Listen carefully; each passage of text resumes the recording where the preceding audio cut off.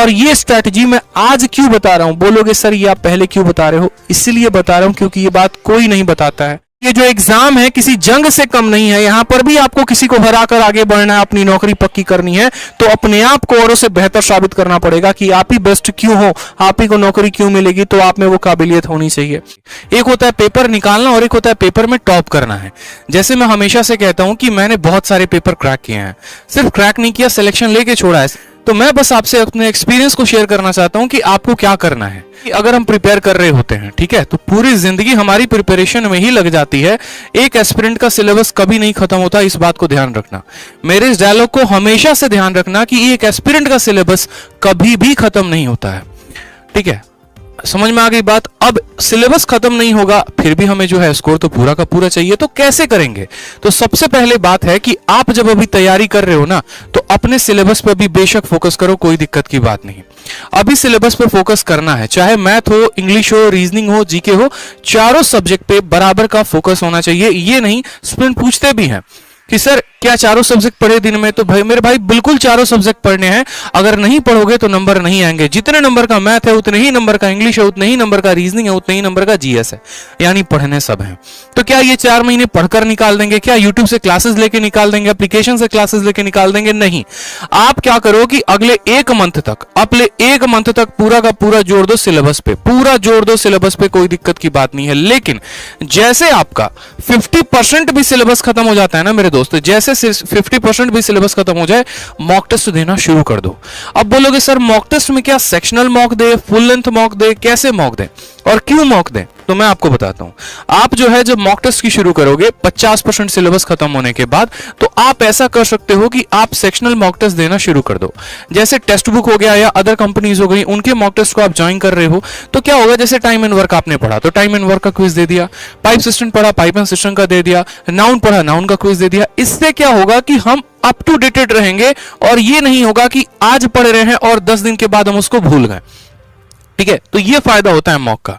आप डर रहे हैं, देखो जैसे ग्रेडअप हो गया, अब ग्रेडअप है, ग्रेडअप के वेबसाइट पे जब आप जाओगे तो वहां पर छोटे छोटे क्विज के फॉर्म में बहुत कुछ मिलेंगे आपको, स्टैटिक जीके के बहुत कुछ मिलेगा आपको। तो वो याद रखवाते रहता है कि प्राइम मिनिस्टर ये हैं, प्रेसिडेंट ये हैं, 14वें प्राइम मिनिस्टर ये थे, 15वें ये थे, इस तरीके से करके इकोनॉमिक्स के जो प्लानिंग कमीशन हो गए उसके ऊपर क्वेश्चन पूछे जाते हैं। तो वो सभी चीजें जो है वो मॉक टेस्ट से ही कंप्लीट होगा। और कभी भी ऐसा नहीं होता कि आप पहले सिलेबस को खत्म करो और फिर उसके बाद बैठ के मॉक दो, ऐसा कभी नहीं होता है। इसीलिए हमेशा शुरू से ही सेक्शनल मॉक को अपने आप के लिए प्रिपेयर रखो। उसी तरीके से वोकैबुलरी का क्विज देते रहा करो। अनिल सर इतनी बढ़िया क्लासेस लेते हैं, वोकैबुलरी का क्विज लगाना शुरू कर दिया आपने पहले से ही, ताकि क्या हो कि वोकैब याद रहे, रिटेन रहे। समझ में आ रहा है बात? तो इस बात को ध्यान रखो। उसके बाद क्या होगा कि जैसे आपका फरवरी आएगा, फरवरी के आने के बाद मेरे भाई एक मॉक जो है वो वीक में डेली शुरू कर देना, वंस इन अ वीक में एक मॉक तो देना ही देना है। इस बात को ध्यान रखो। स्कोर पे बिल्कुल फोकस मत करना कि कितने नंबर आ रहे हैं, 50 आ रहे हैं, 60 आ रहे हैं कि 100 आ रहे हैं। फोकस इस बात पे करना कि मॉक टेस्ट में कंप्लीट कर पा रहा हूं या नहीं कर पा रहा हूं। शुरू में आपके साथ प्रॉब्लम ये होगी कि आप कोई 3 सेक्शन अटेम्प्ट कर पाओगे, मैथ हो गया, इंग्लिश हो गया, रीजनिंग हो गया, जीके खत्म है, इस तरीके से करके। तो उसी स्पीड को बनाते चलना है ताकि हम पहले चारों के चारों सेक्शंस को अटेम्प्ट करें और फिर उसके बाद मॉक टेस्ट जब देते रहेंगे तो जैसे आपका मार्च आएगा ना, मार्च में जैसे मार्च के महीने में जब आप पहुंचोगे तो मार्च के महीने में दनादन जो है डेली एक मॉक टेस्ट देना। इस बात को ध्यान रखो।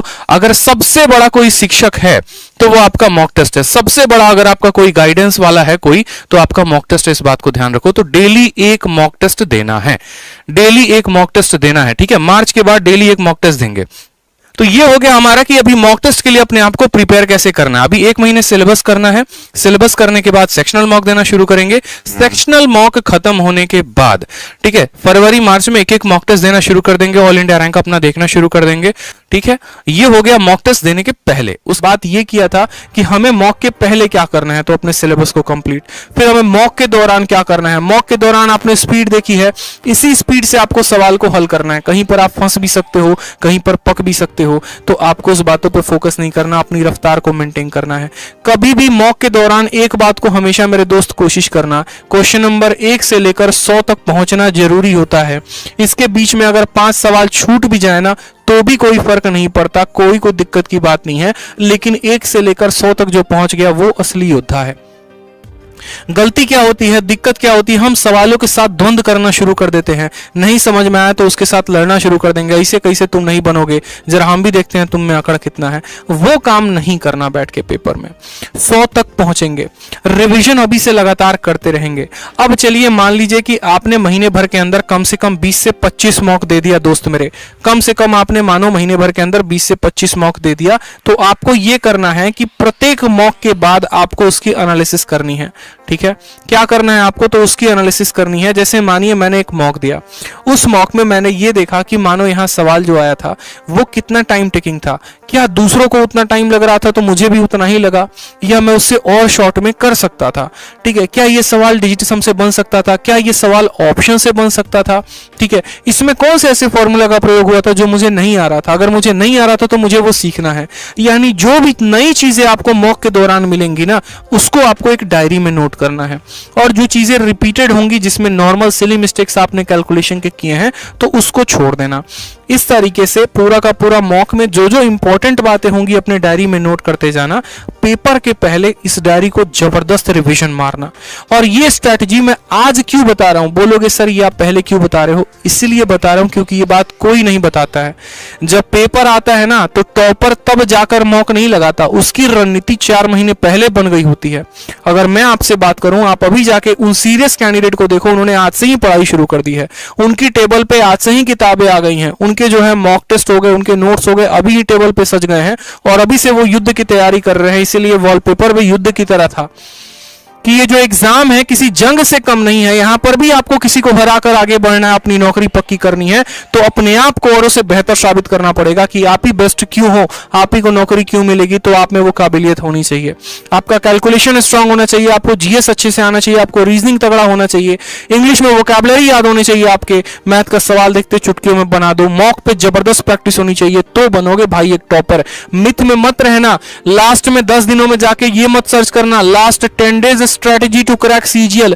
ये महा बेवकूफ लोग करते हैं जिनको पढ़ाई लिखाई से कोई मतलब नहीं होता और जाके सर्च करेंगे 10 दिनों में सीजीएल कैसे क्लियर करे। हलवा समझ रखे हो, जो 1 साल पढ़ रहा है, 8-8 घंटे 10-10 घंटे पढ़ रहा है, उसका पेपर ना निकल के तुम्हारा निकल जाएगा। इसलिए अभी से रणनीति बना के रखोगे, एनालिसिस करते रहोगे, डायरी में नोट करते रहोगे, इस बात को ध्यान दो। छोटी छोटी चीजें हैं जिस पर पूरा का पूरा फोकस करना है। ठीक।